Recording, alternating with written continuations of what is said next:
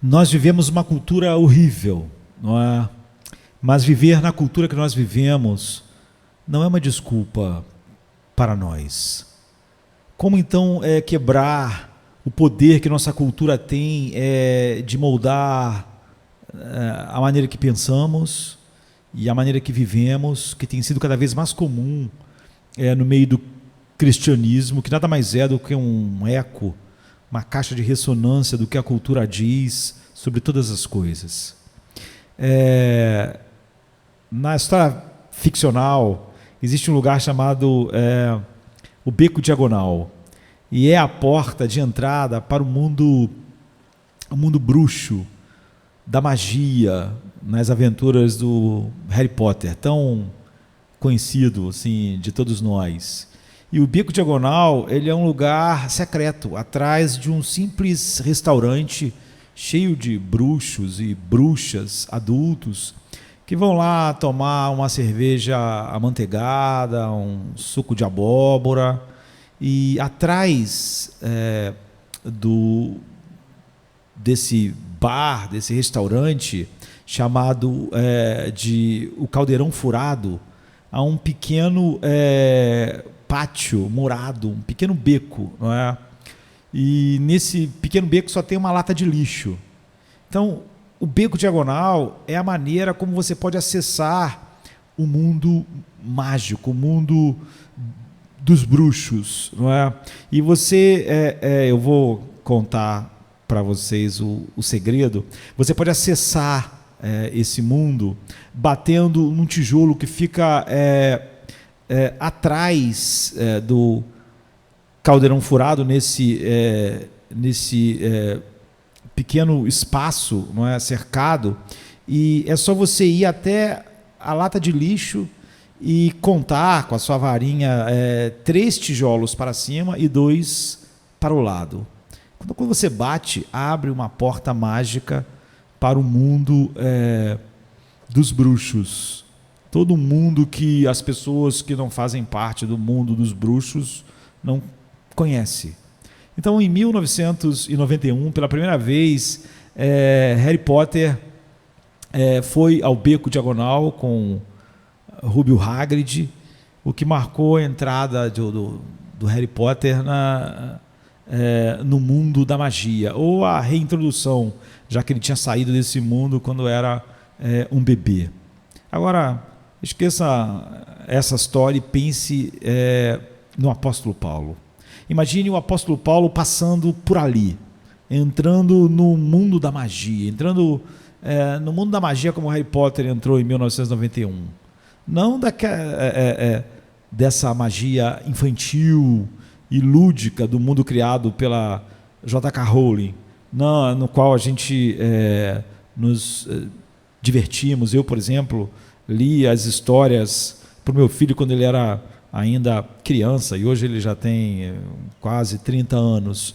Mas o mundo da bruxaria real, não é? Tenebroso, destruidor, com seus feitiços e magias da escuridão. Então, o apóstolo Paulo, ele passou pelo Beco Diagonal, e o que aconteceu? Então, imagine você morar numa das 7 maravilhas do mundo. As pessoas hoje iam adorar, não é? Grandes atrações, grandes monumentos, grandes shows, grande entretenimento, tudo o que a alma, eu diria, errante do homem natural pode desejar para satisfazer suas concupiscências particulares, tinha lá de maneira ilimitada. Liberalidade sexual ilimitada, grande magia. Que atmosfera aquele lugar tinha? Tinha o templo de Diana, ou da deusa Artemis, como os gregos chamavam. Então pense em como esse lugar era assim importante e impactante. Esse templo tinha 130 metros de comprimento e 70 metros de largura. Mas o telhado dele era de mármore branco, polido, brilhante, que refletia o sol. Então, assim, era um verdadeiro Taj Mahal, não é, daqueles dias. E esse templo ele tinha 127 incríveis colunas de mármore branco, artisticamente trabalhadas com pedras preciosas. Cada coluna dessa custou uma fortuna. Cada coluna foi responsabilidade de um rei que era vassalo do Império Romano. Cada um desses 127 reis tiveram que usar parte da sua riqueza para construir cada uma dessas colunas. Então, esse era o templo central, né, na vida de Éfeso.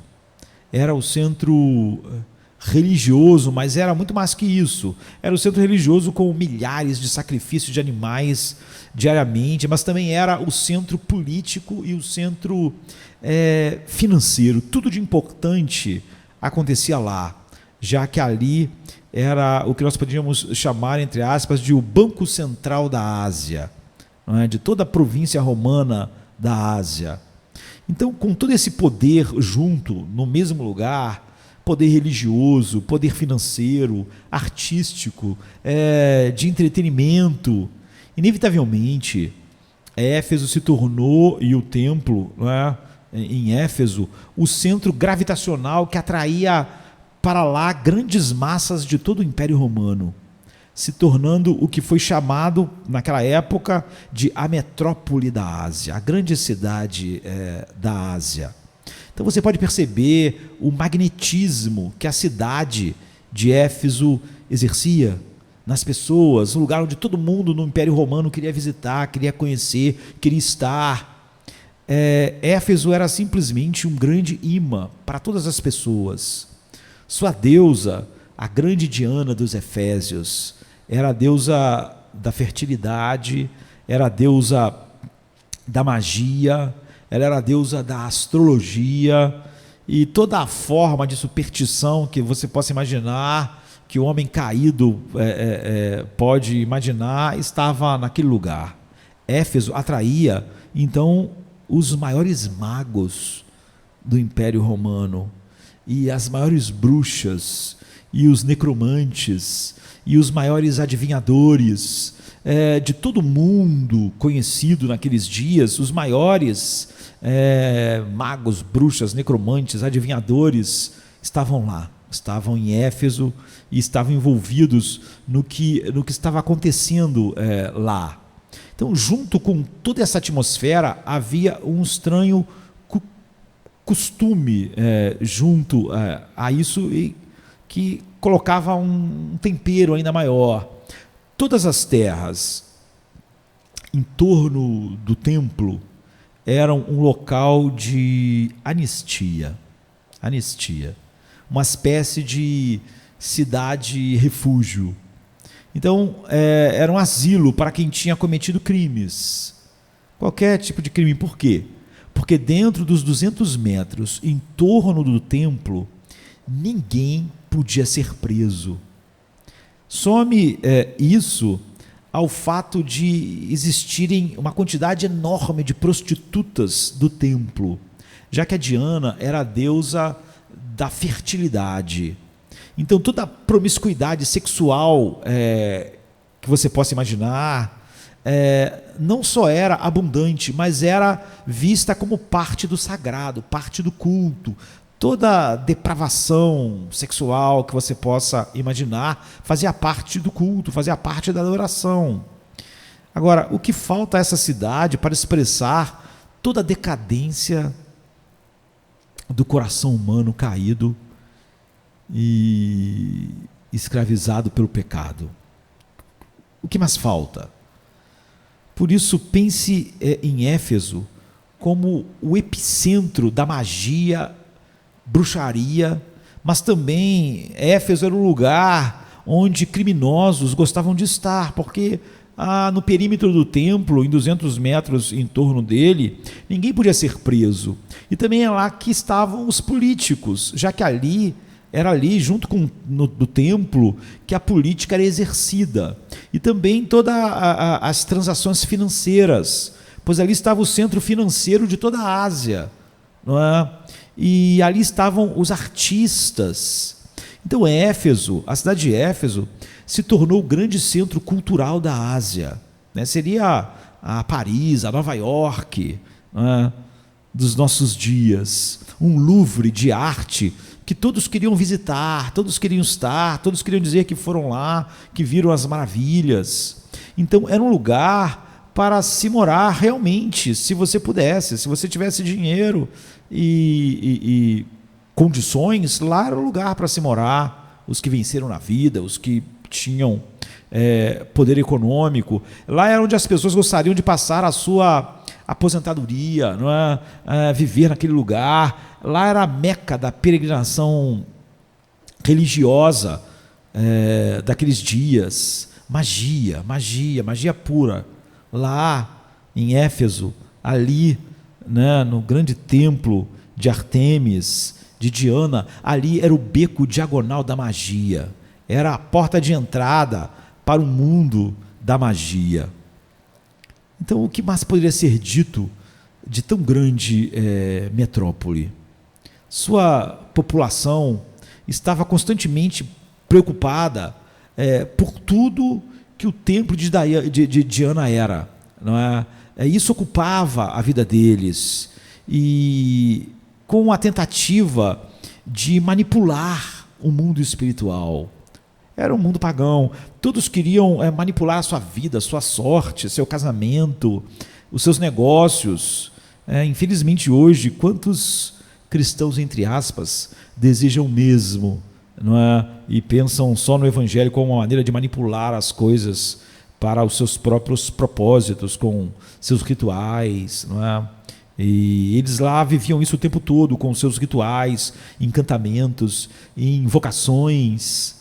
Isso mostra o incansável apetite do ser humano pela superstição e pela manipulação mágica para a sua vida. Muitas pessoas, mesmo ditas cristãs, evangélicas, só querem a mesma coisa. E então ali, em Éfeso, se alimentou uma grande indústria de artefatos mágicos e de imagens que mantinha ourives, pessoas que trabalhavam nessa indústria, sempre enriquecendo, vendendo isso. Certamente a magia era uma das mercadorias principais no formigueiro cultural que a cidade de Éfeso era. E toda essa magia enriquecia os que com ela manipulavam a grande massa, tentando achar alegria, felicidade, sorte na vida, sorte na carreira, no casamento, na plantação, na agricultura, né? Já que ela era a deusa da fertilidade, Diana. Então a lista de compras e de gastos lá era enorme, porque a lista de compra e gastos não é pequena quando a vida está cheia de amuletos, de poções, de palavras de encantamento que são cobradas, de feitiços pagos, e todo esse grande negócio, de repente, se verá rapidamente ameaçado pelo Evangelho, com a chegada de um homem chamado Paulo. Chegando lá. Nada nessa grande metrópole, rica, cultural, fervilhante, impressionava o apóstolo Paulo, impressionava ele. Tudo que Paulo via ali era uma multidão de pecadores perdidos, presos dentro desse vórtice mortal de destruição que aquele grande templo alimentava no coração das pessoas que moravam em Éfeso e que eram atraídas de todo o Império Romano para lá. Então isso atraiu Paulo para aquele lugar.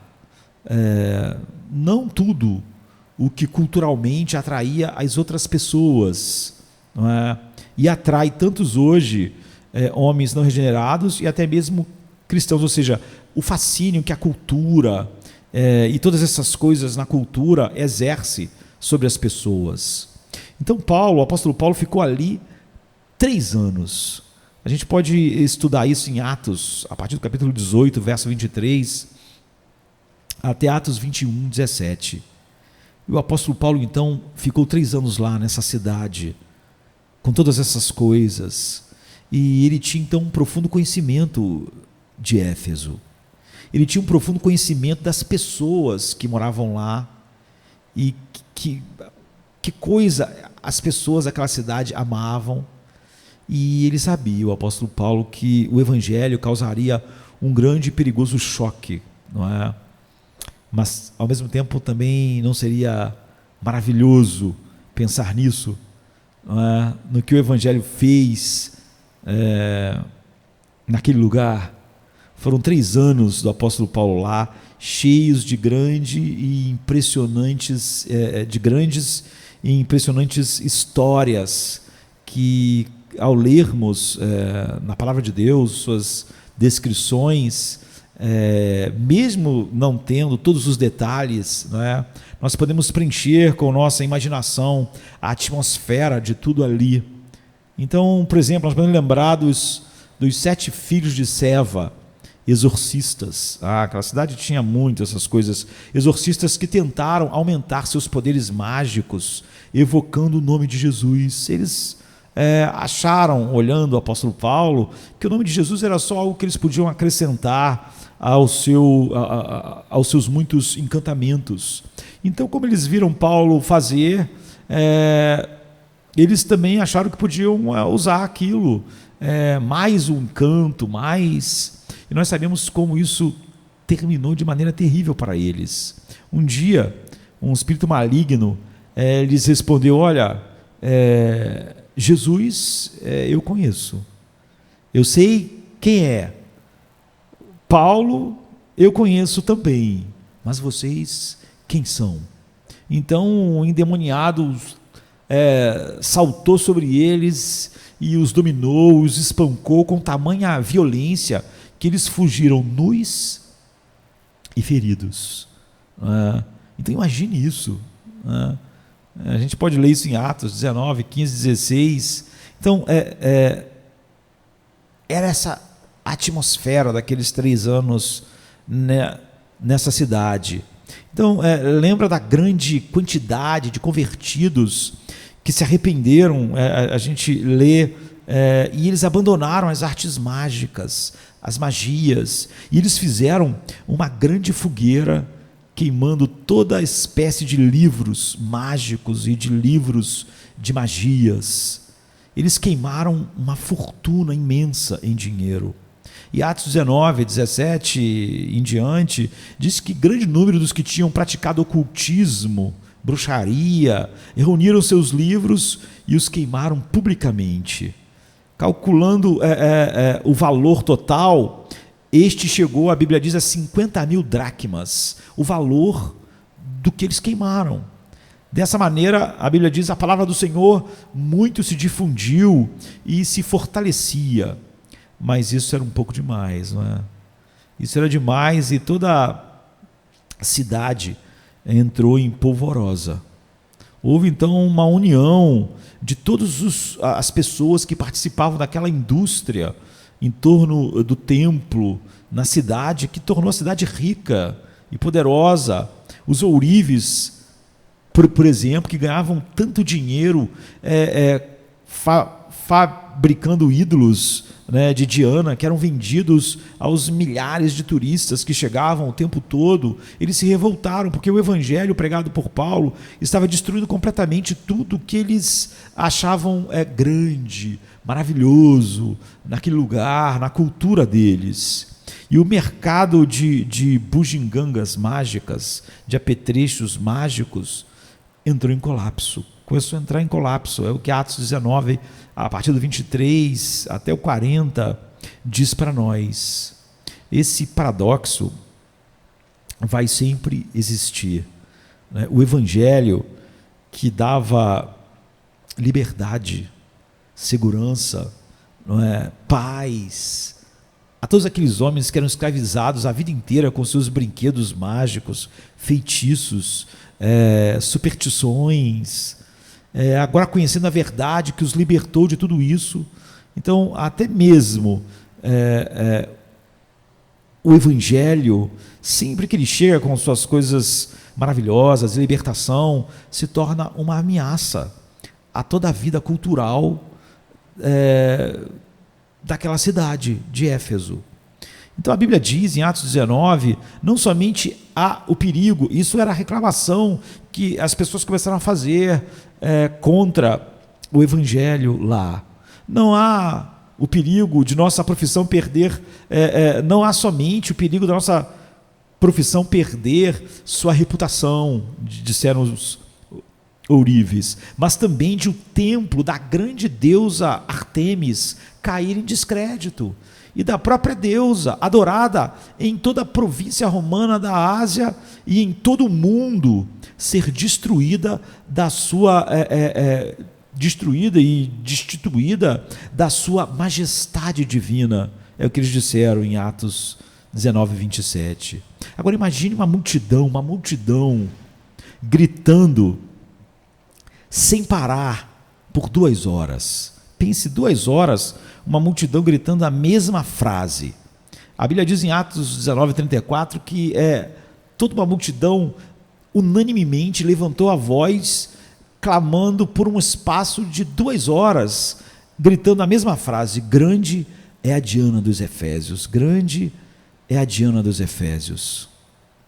Foi 3 anos cheios de agitação, 3 anos incríveis, e anos depois, o apóstolo Paulo estava em outro lugar, estava em outra cidade, ele estava preso numa cela romana, da qual ele não podia escapar.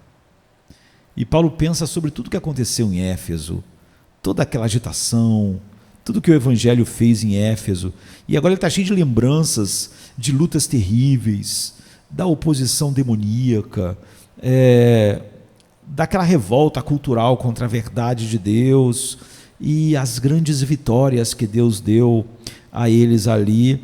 E então ele pega a sua pena na cadeia, e ele pega a pena para escrever aos irmãos, aqueles que tinham sido convertidos através dele, e que depois foram sendo convertidos através da igreja que ficou lá em Éfeso, uma igreja ainda jovem, naquela cidade assustadora, porque aquela igreja ainda vivia naquela cidade com todas aquelas coisas. Então era uma cidade assustadora para cristãos comprometidos com a verdade de Deus, que não iam simplesmente abraçar ou querer que aquela cultura os achassem relevantes. E a carta do apóstolo Paulo, então, é cheia de ensinamentos sobre o poder espiritual disponível para a vida, e o poder espiritual disponível para eles, aqueles cristãos, naquela grande guerra espiritual ali em Éfeso. E essa carta foi escrita por um homem que conhecia bem os que iam ler a carta. Eram pessoas que ele conheceu pessoalmente, a maioria delas, e conhecia também a bagagem cultural na qual aquelas pessoas foram criadas desde sempre, e que agora elas eram obrigadas a viver como cristãos no meio daquela cultura que ainda era daquele mesmo jeito, só que totalmente hostis a eles.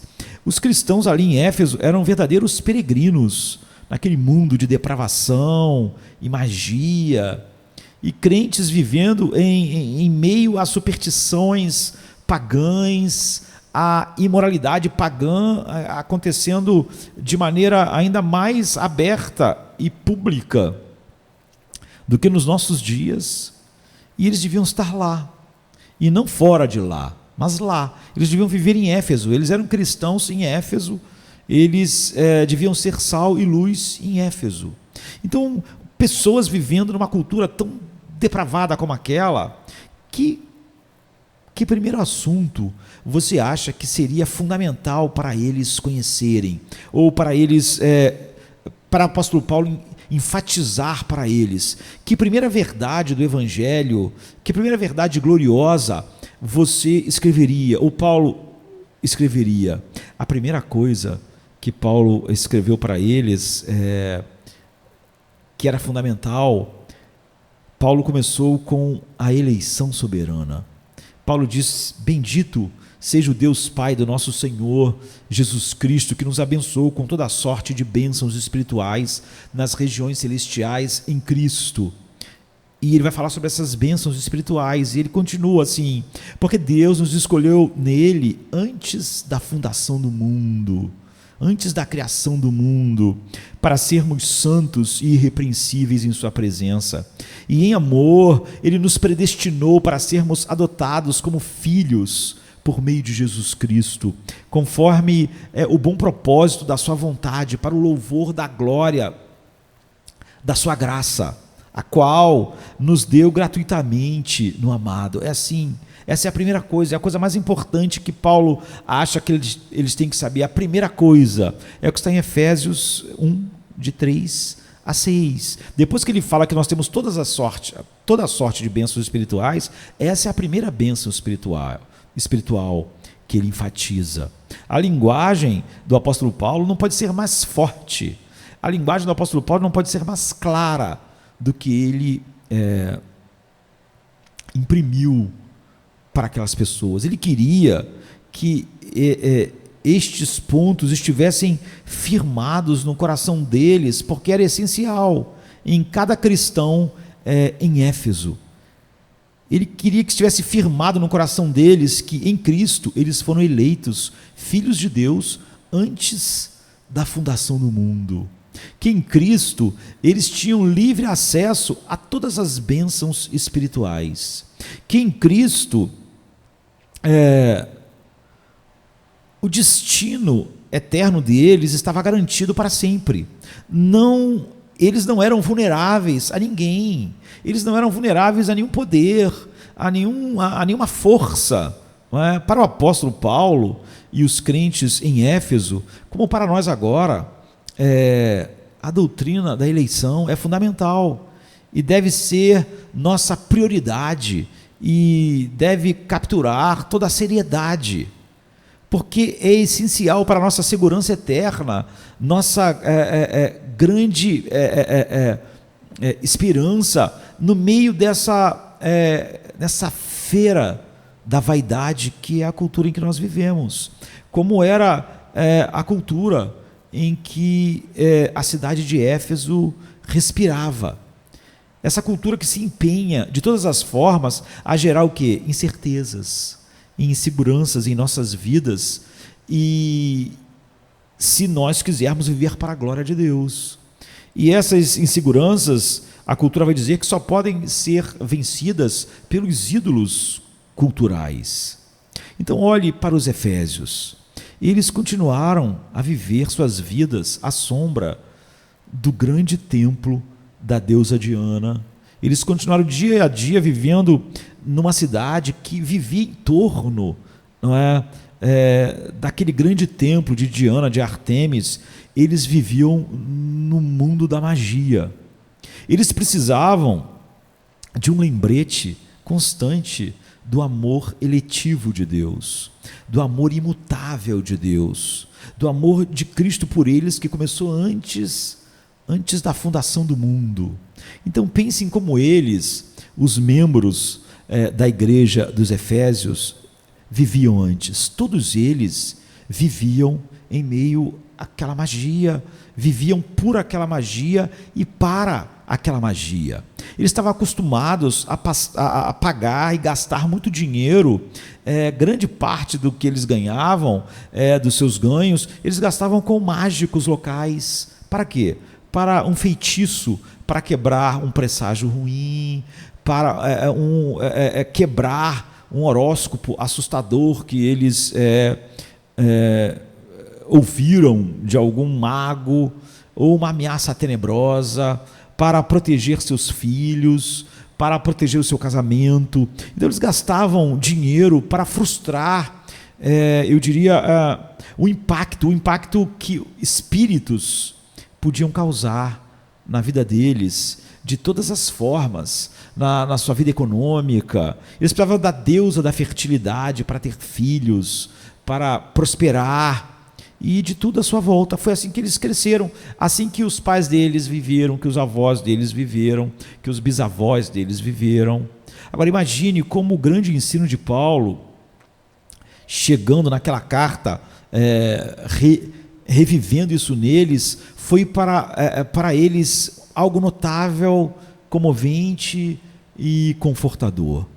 O destino deles, o destino eterno e o destino terreno não estava nas mãos de poderes espirituais caprichosos e tantas vezes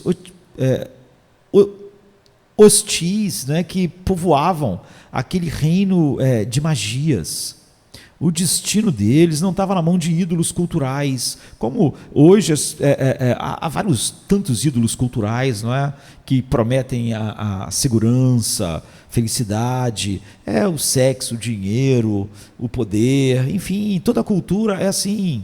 O destino deles, daqueles cristãos em Éfeso, descansava para sempre seguro nas mãos de um único Deus que os amou na eternidade, no seu único Filho, em Cristo.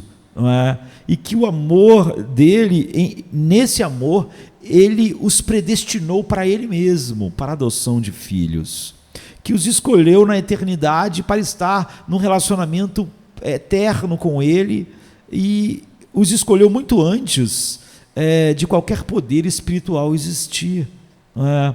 Qualquer demônio existir, qualquer pecado existir, qualquer coisa existir.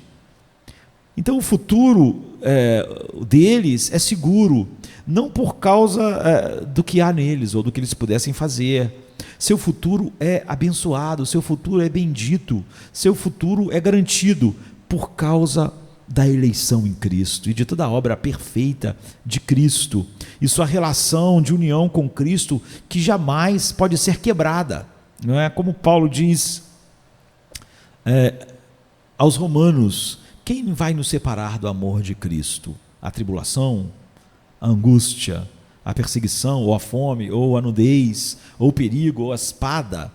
Como está escrito: por amor de ti somos entregues à morte todos os dias, somos reputados como ovelhas para o matadouro, porque eu estou certo, Paulo diz, e todos nós que estamos em Cristo estamos no mesmo lugar. Eu estou certo de que nem a morte, nem a vida, nem os anjos, nem os principados, nem as potestades, nem o presente, nem o porvir, nem a altura, nem a profundidade, nem alguma criatura nos poderá separar do amor de Deus que está em Cristo Jesus. Paulo diz em Romanos 8, a partir do 35, né? O que Paulo está dizendo é que nenhum poder espiritual, nenhum poder cultural, nenhuma pressão cultural, nem mesmo nós mesmos podemos anular este amor eletivo de Deus que começou e vai terminar, que opera o querer e o realizar.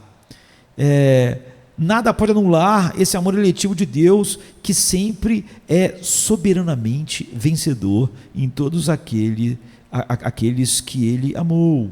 E Paulo então diz: e nos predestinou para a adoção de filhos, lá em Efésios. Em Romanos ele diz: e aos que predestinou, a esses também chamou, e aos que chamou, a esses também justificou, e aos que justificou, a esses também glorificou. Então ele faz uma pergunta: que diremos, pois, destas coisas? Se Deus é por nós, quem será contra nós? Essas pressões culturais dão à eleição divina, essa grande doutrina, um significado diário inestimável para o povo de Deus em Éfeso, em Roma e para nós. Cada cristão em Éfeso vivia no constante murmúrio das promessas culturais. Sem isso você não vai ser feliz, sem isso o seu casamento não vai ser, sem esse sexo a sua vida não vai ser o que devia ser, sem esse encantamento. Então, os cristãos em Éfeso, como nós em nossa cultura, viviam no constante murmúrio das promessas culturais, de promessas vazias e dos brinquedos intoxicantes que enchiam aquela cidade, dos feitiços, das magias, que pregavam diariamente, como pregam hoje, um anti-evangelho de insegurança constante para te aprisionar no medo cultural, e no medo que você vai ter que controlar usando o mundo mágico da sua cultura, para que teu mundo não desabe, para que teus relacionamentos não desabem, para que você seja feliz, para que a vida prospere. Muitas coisas são ditas para nós hoje pela nossa cultura. Se você não tiver isso, você não vai ser feliz. Se você não tiver aquilo, a sua vida não vai ser o que deve ser. Sem isso, o seu casamento não pode te entregar o que devia entregar. Então, como eles e nós, podemos quebrar o poder daqueles que têm em suas mãos, nós podíamos chamar, entre aspas, os livros de feitiços culturais inebriantes, não é? Que dizem que ou nós temos que ter aquelas coisas que a cultura diz, ou o nosso mundo vai desmoronar. E isso, na tentativa de termos essas coisas e de sermos relevantes para uma cultura tão distante de Deus assim, faz com que as pessoas negociem a verdade. Como nós não vamos negociar a verdade, vamos ser plenos num lugar assim?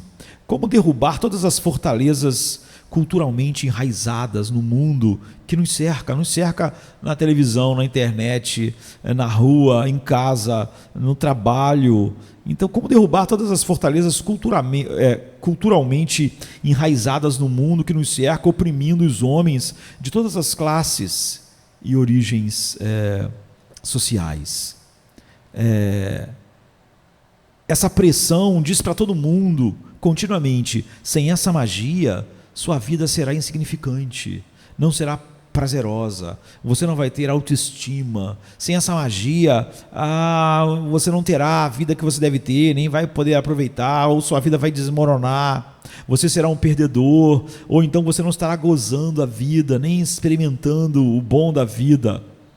Como eles ficariam imunes, como os cristãos em Éfeso ficariam imunes ao, entre aspas, feitiço encantador da cultura da grande Éfeso, da cidade em que todos queriam estar. Como eles podiam ficar livres desse feitiço encantador, de tal maneira que eles fiquem livres de tentar manipular o mundo, e manipular a espiritualidade, e manipular o seu casamento, e manipular a sua família, e todas as coisas para o ganho pessoal, centrado em si mesmo, para o seu ganho material, não é? Como é comum em todos os homens nascidos em Adão, centrados em si mesmo.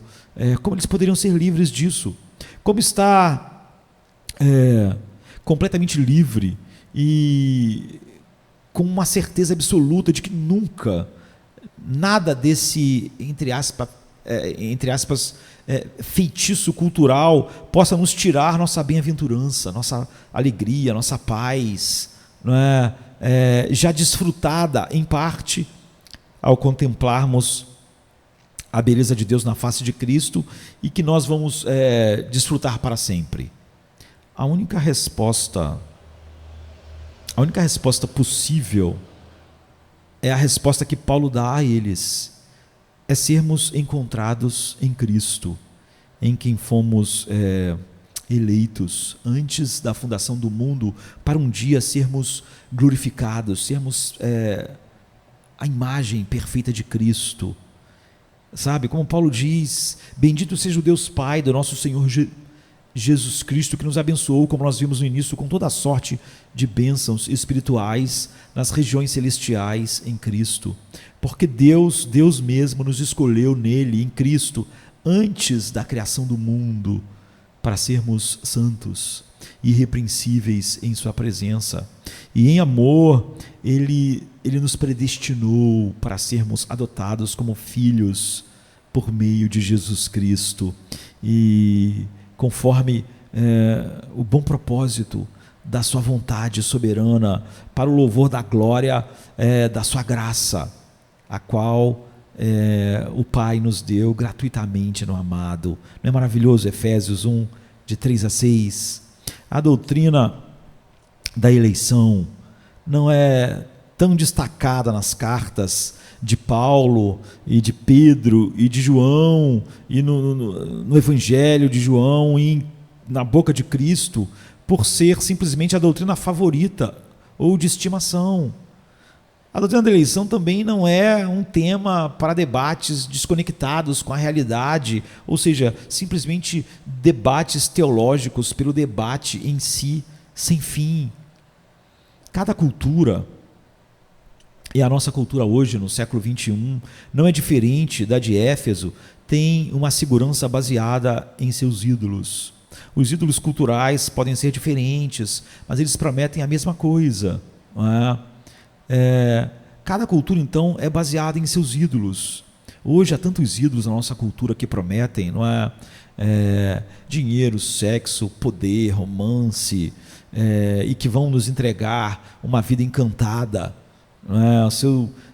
Seus bilhetes da sorte, suas magias, toda cultura tem isso, que todos são obrigados a valorizar e que todos são escravizados, na verdade, numa insegurança constante, contrariamente ao que esses ídolos prometem. Então a eleição, a doutrina da eleição em Cristo é a esperança vivificante que nos liberta da nossa cultura de inseguranças governadas por ídolos, que cerca todos nós, como cercavam os cristãos em Éfeso. E a doutrina da eleição então nos faz ousados no mundo tenebroso. É o que Paulo diz em Efésios 6,12, pois a nossa luta é contra os poderes e autoridades, contra os dominadores deste mundo de trevas, contra as forças espirituais da maldade nas regiões celestiais. Por que estamos seguros, então, numa cultura dominada por esses poderes e por esses ídolos e encantamentos que inebriam, capturam e intoxicam os desejos humanos? Dessa forma, é a única coisa que nos livra e nos faz seguros no meio de uma cultura dominada por esses poderes e ídolos. É essa a verdade. Bendito o Deus e Pai do nosso Senhor Jesus Cristo, o qual nos abençoou com toda a sorte de bênçãos espirituais nos lugares celestiais em Cristo. Todas as bênçãos em Cristo. E qual é a primeira delas? Como também nos elegeu nele antes da fundação do mundo, para que fôssemos santos e irrepreensíveis diante dele, e em amor nos predestinou para filhos de adoção por Jesus Cristo, para si mesmo, segundo o beneplácito da sua vontade. Efésios 1, de 3 até o verso 5. Isso nos liberta, isso nos dá ousadia no meio da cultura, para sermos sal e luz, em vez de estarmos encantados pelos mesmos ídolos que a nossa cultura à nossa volta, ou nos livra de comprometer o evangelho para sermos vistos como relevantes por uma cultura assim. A grande verdade da eleição soberana de Deus. Nós precisamos disso diariamente. Por isso Paulo, lá daquela cela romana, quando pegou a pena para escrever para os Efésios, naquele mundo de magia, sem fim, ele começou com essa grande doutrina. Deus nos predestinou para ele, Deus nos escolheu em Cristo antes da fundação do mundo, e ele nos predestinou para sermos santos e irrepreensíveis diante dele. Ele nos escolheu para isso, e ele nos predestinou para filhos de adoção. Isso nos dá segurança, ousadia, descanso em Cristo, paz, alegria, gozo, nos dá realmente alegria indizível e cheia de glória, que faz ser cada um de nós que estamos em Cristo, sermos realmente mais do que vencedores por aquele que nos amou, sem que essa cultura possa fazer nada que tire os nossos olhos de estarem capturados pela beleza sem fim de Deus na face de Cristo. Nós vivemos no mundo da magia também, de ídolos culturais, mas nós estamos livres, e por causa do Evangelho, e a doutrina da eleição está ali, no meio disso, como um pilar que nos dá essa segurança. E Paulo, lá naquela cadeia romana, queria que os efésios, no meio daquela cidade, brilhassem, firmes, seguros, e então ele começa tudo colocando essa doutrina no centro, no coração deles, para que eles tivessem paz e ousadia. É o que nós precisamos ter em nossa cultura também. Amém, queridos? Amém.